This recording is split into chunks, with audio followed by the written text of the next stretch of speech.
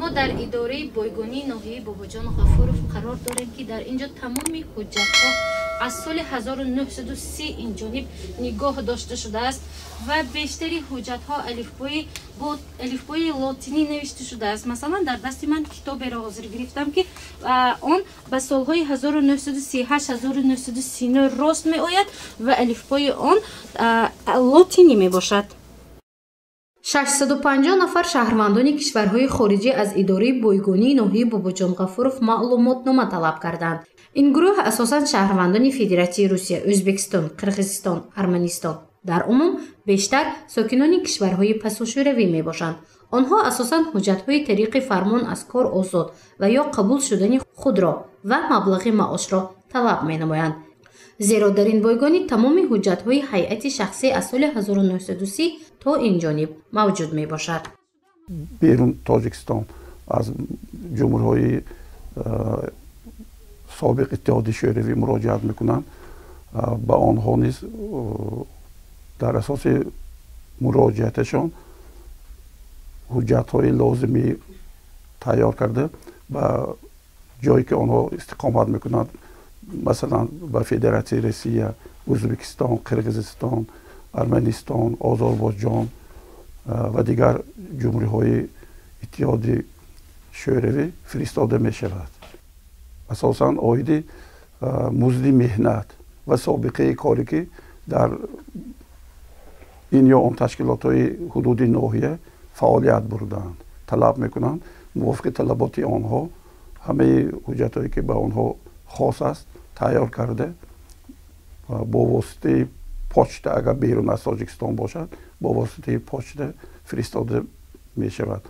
در بایگانی حجت‌های شخصی ناحیه باباجان غفورov بیش از 51,000 مواد محفوظ است. آن را متخصصان این کارگاه به سالها تقسیم نموده در علاهیدگی جمع کردند. 2 سال روان به جز از شهروندان خارجی به این بایگانی 2455 نفر ساکنان محلی مراجعت نموده معلوماتنامه ضروری را به دست آوردند. بودن بایگانی برای ساکنان چه منفعت می‌دهد و چگونه حجت‌ها باید در بایگانی نگاه داشته شود؟ مثلا برای تیار نمودن یک حجت به یک شهروند اگر آدم مثلا 10 سال کار کرده باشد در یگان تشکیلات برای 10 سال حجتی آنها برای هر یک سالش 1 سامانی و برای 10 سال باشد 15 سامان مبلغ گرفته می شود. حجت های کتاب حساب موزه مهنتی کارخانه ها، کتاب فرمان ها عاید به وظیفه تعیین کردن و از وظیفه آزاد کردن کارمندان، اینچنین ورقه‌های شخصی کارمندان در بایگانی نگاه داشته می شود. اینچنین کتاب خواجگی داری جماعت ها در بایگانی نگاه داشته می شود که در آن شهروندانی که در جماعت ها استقامت دارند برای خود گرفته شده است. محرمه اشانقلova نزدیک 30 سال این جانب در اداره بایگانی کار میکند و میگوید کار کردن با مردم و کمک رساندن و آنها وظیفه اساسیش گشته است. یعنی حجت‌های ضروری مردم را که با آنها لازم می شود از بایگانی جستجو کرده در فرصتی کوتاه‌ترین معلوماتنامه پیشنهاد می نمایند. حجت‌های موجوده بایگانی برای ساکنان این سندی مهم می باشد. از طریق گرفتن معلوماتنامه آنها امکان پیدا می نمایند که کار دیگری ضروری خود را انجام دهند.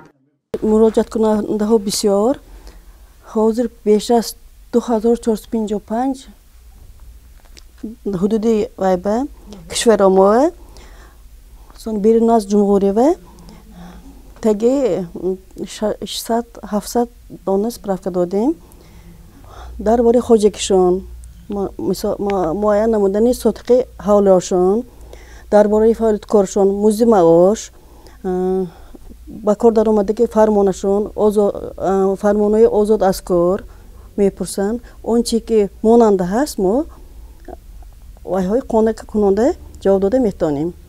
مراجعت به این مکان بیشتر در حال صورت میگیرد که آدمان سینه‌شان به نفقه رسیده برای تهیه حجت‌ها مراجعت میکنند. در اینجا باشد همه حجت‌های تاریخی فعالیت آدمان جای داده شده است. بنابراین کارمندانش خوشنودند که به مردم در حل مسائل مراجعتشان منفعت میرسانند.